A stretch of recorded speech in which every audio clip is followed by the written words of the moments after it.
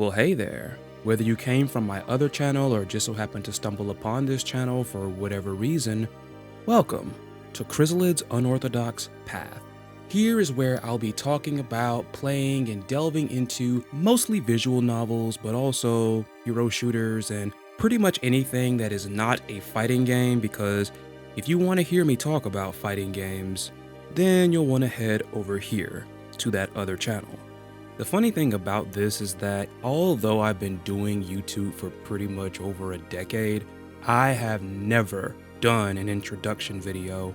And for just having a whole different channel, I figured I would just do one just to explain, I guess, my roots when it comes to the types of games I'll be covering here. And I would much rather do it just in a video rather than just putting it in the description. And I mean, you look at the description, it's very just simple summary. So let me start, of course, with hero shooters, because of course I have been having a lot of fun playing Marvel Rivals. I'll have a whole nother video talking about how I feel about that game now that it's been pretty much over a month. But if you want the TLDR version, I have been enjoying it very much. I do have my critiques, but they're not that many. I'm loving the game so far. The first instance of me playing anything that's remotely close to a hero shooter actually dates back to Star Wars Battlefront on the PS2. I had played it for the first time when I got one of those PlayStation magazines that came with the demo disc. Remember those? The 90s and the early 2000s. I honestly haven't played that many shooters. Like in the beginning when I first started gaming, I just thought I wasn't all that good at them, to be honest. But then when I got into college, I had friends that loved Call of Duty, they loved Halo, and seeing that, of course, I was just a big-time fighting games and visual novel junkie, it was one of those moments where I felt I had to try to break out and at least try to get with the program, and over time, my friends did make me a little bit better at shooters. I wouldn't say I'm the best at them, but I do enjoy them. But yeah, with that particular demo disc I got from the magazine, I know that I played Battlefront more than probably any other game on there. In addition to liking Star Wars, I think what drew me to the game was the fact that I saw a bit of fighting game appeal, or at least some characteristics, when it came to the fact that you had different characters with different abilities, different weapons, and things of that sort. After the Battlefront series, I would not play another hero shooter until Overwatch. Now, I was kind of a late bloomer when it came to Overwatch because I think I came in roughly a year after the Origins edition had come out.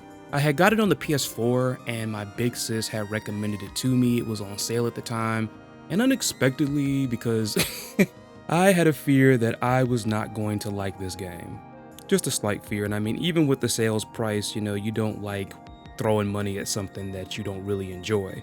But that proved to not be the case. I actually got quite addicted to it, to be honest, which was crazy because I was deep into a hardcore fighting game phase at the time. Even though I've been playing Marvel Rivals like crazy far as like hero shooters go, I still do play Overwatch 2, I still enjoy it. If you're wondering who my all-time favorite Overwatch character is, that would be the Junker Queen. Love her design, love her gameplay, overall just a super fun character, and I'm glad about that because there are times where I feel like I might like characters cosmetically and aesthetically, but their gameplay might not appeal to me, and that's even the case when it comes to fighting games as well. My other favorites / mains include Anna, Reinhardt, Alari, Ramatra, Sombra, Reaper, Moira, and Brigitte. Also, before I forget, in between Overwatch 1 and 2, I did also play Paladins, which I did enjoy, even though nowadays I don't really play it, and honestly I could not tell you the last time I actually booted it up. This isn't me trashing the game, it's just more so a thing where I just kind of stopped caring about it, but I didn't want to leave that piece of history out of this timeline.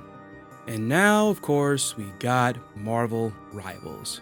As far as my mains in that game, either this character or another are currently my top played, but with the Duelist, I only really am good with one character, and that's Squirrel Girl. I love the character, and if you can't already tell or didn't already guess, I am a fur, so there's that. But also, her gameplay is actually pretty fun, albeit, as is the case when it comes to facing off against certain types of characters, it can be a little frustrating, but still, Squirrel Girl is fun. I actually need to try to pick up another Duelist, honestly, even though seeing how people are known to pick DPS or whatever, I think I won't have to worry about that.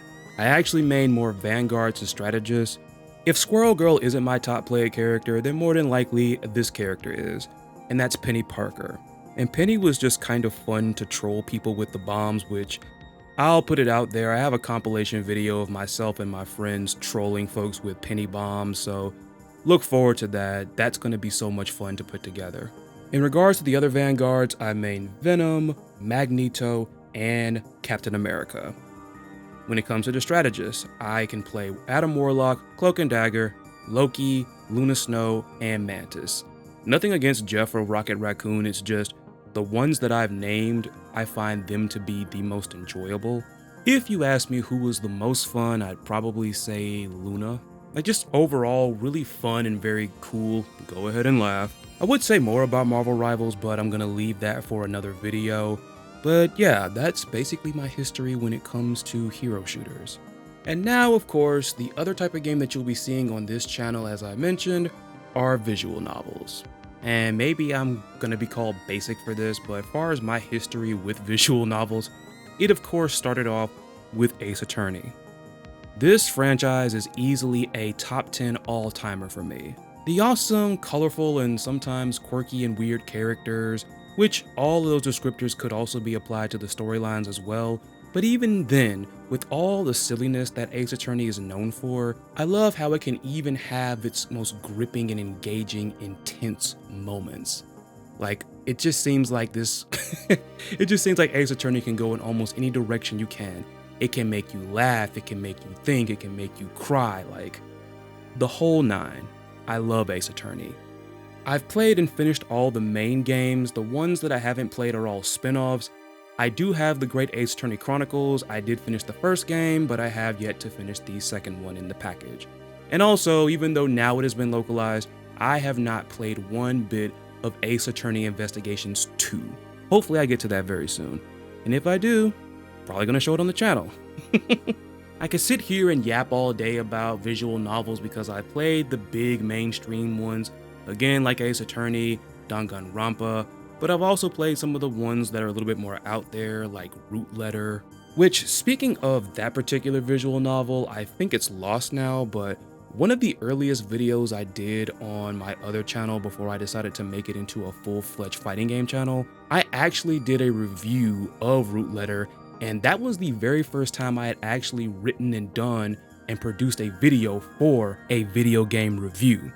It's lost, I think, because I'm pretty sure the hard drive that I had put it on crapped out, but I remember that video and I remember the game. Like, pretty cool storyline, even though some of the alternate endings did kind of make me laugh a bit. But still, I do recommend Root Letter if you like visual novels.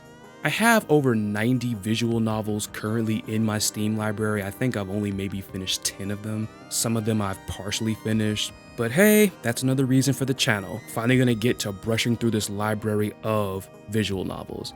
And in case you didn't catch the message from the other channel, the first one that I'm going to be playing on this channel is Slay the Princess, which close friends have told me that I would definitely enjoy. Also, and I just want to point it out because it's kind of recent, but I saw that the next episode of Project Eden's Garden, which is like a Danganronpa fan game, has actually been released. Now, back when I used to stream on Twitch, I actually played the first episode, which was episode 0. I'm debating on whether I should just play the new chapter or I should just replay episode 0 and then play the new one just for completionist reasons, I guess. Let me know in the comments what you would like to see. I'll do whatever because it has been a minute since I played Chapter 0 and I do kind of want to refamiliarize myself with things.